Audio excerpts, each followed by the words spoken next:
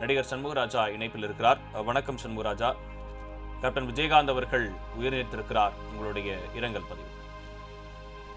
கேப்டனோட நான் விருதகிரி படம் அவர் இயக்குன கடைசியா அவர் டைரக்ட் பண்ண விருதகிரி படம், அதுக்கப்புறம் சண்முக பாண்டியனை வச்சு அவர் தயாரித்து இது பண்ண சகாப்தம் ஆகிய 2 படங்கள்லையும் நான் முக்கியமான கதாபாத்திரத்தில் நடித்தேன்.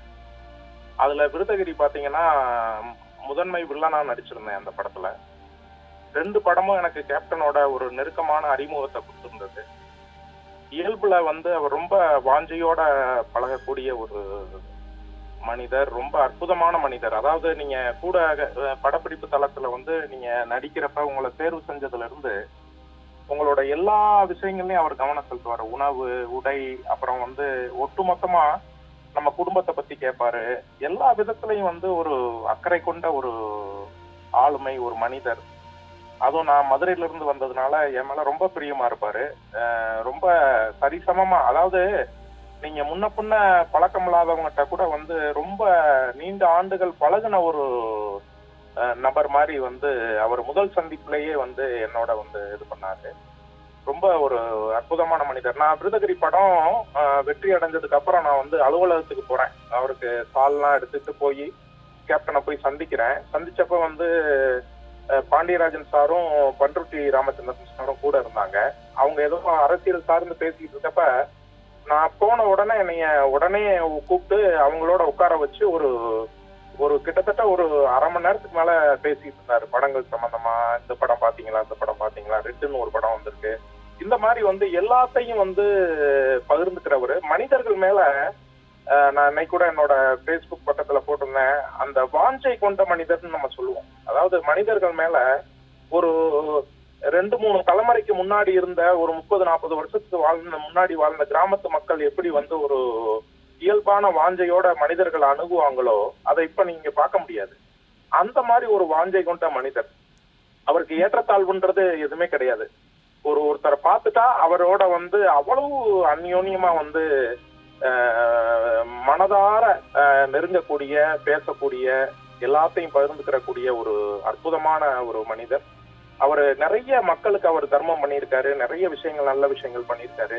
அவரோட எளிமையும் அந்த தர்ம குணமும் அவரு மக்கள் மனதுல இன்னைக்கு பாத்தீங்கன்னா அவரோட மறைவு செய்தி கேட்டு எல்லா தரப்பினரும், பாட்டாளி மக்கள்ல இருந்து எல்லா தரப்பினரும் அவர் மேல எவ்வளவு பிரியமா இருந்தாங்க, மக்களை எப்படி அவர் பாதிச்சிருக்காரு, அன்பால எப்படி பாதிச்சிருக்காரு அப்படின்றத நம்ம பார்க்க முடியுது.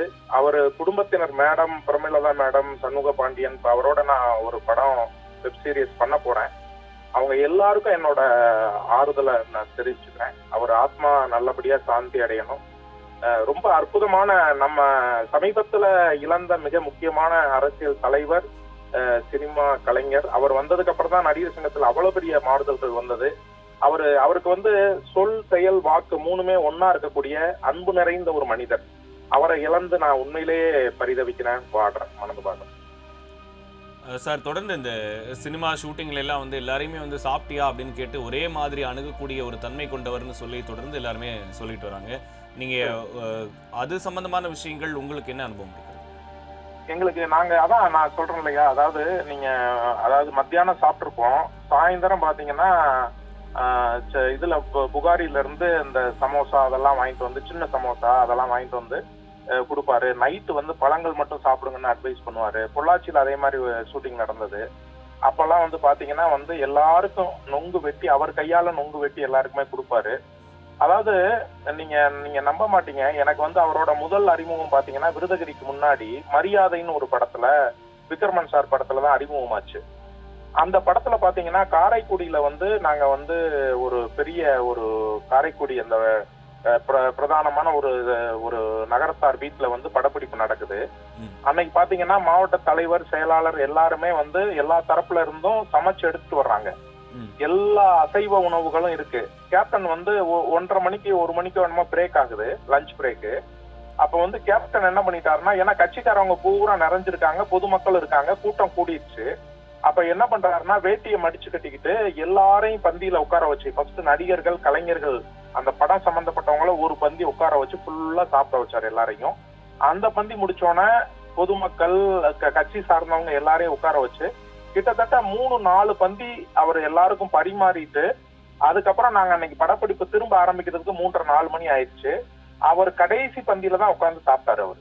அதுதான் அவரோட ஒரு அதான் நான் சொன்னேன் இல்லையா, எல்லாரும் சொல்லுவாங்க பேசுவாங்க, ஆனா நடைமுறையில செயல்படுத்த மாட்டாங்க. இவர் பேச்சு செயல் அவர் சொல்றது எல்லாமே ஒரே புள்ளியில இருந்தது. அதுதான் அது செயற்கை அவர் அந்த உணவு வழங்குறது மட்டும் இல்ல, எல்லாத்துலயுமே அந்த ஈகை குணம் இருக்கு அவருக்கு இருந்துச்சு. அப்புறம் என்னன்னா அது ஒரு செயற்கையா செய்யறதுக்காக இருக்காது, உண்மையிலேயே மனப்பூர்வமா அது நடக்கும். ஒவ்வொருத்தரையும் பார்த்து பார்த்து செய்வாரு. அதான் நான் சொல்றேன்ல, ஏற்றத்தாழ்வு இல்லாம ஒரு கர்மம் பண்றதுக்கு ஏற்றத்தாழ்வு இல்லாத ஒரு குணம் இருக்கும் இல்லையா, அதுக்கு முன்மாதிரியா நம்ம முன்னாடி நடமாடின ஒரு மாடல் ஒரு மாதிரி அப்படின்னா அது கேப்டனை தான் நம்ம சொல்லணும். அந்த அளவுக்கு இப்ப அத ஒரு சில கதாநாயகர்கள் இப்ப நடிக்கிறவங்க எல்லாம் அதை பின்பற்றுறாங்க, ஒரு சிலர் பின்பற்றுறாங்க. ஆனா இவர் 100% அதுல ஒன்றி போய் அத பரிபூர்ணமா செஞ்சாரு. எனக்கு ராவுத்தர் அவங்க ஆபீஸ்ல கேப்டன் ஆபீஸ்ல முன்னாடி சாப்பிட்டதை பத்தி நிறைய சொல்லுவாங்க. அதுல எனக்கு நேரடி அனுபவம் கிடையாது. ஆனா நான் ஸ்பாட்ல படப்பிடிப்பு தளத்துல நான் பார்த்திருக்கேன்.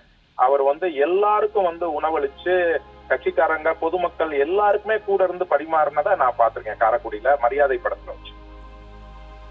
எங்களோட இணைந்து உங்கள் கருத்துக்களை பகிர்ந்தமைக்கு நன்றி சண்முகராஜன் சார்.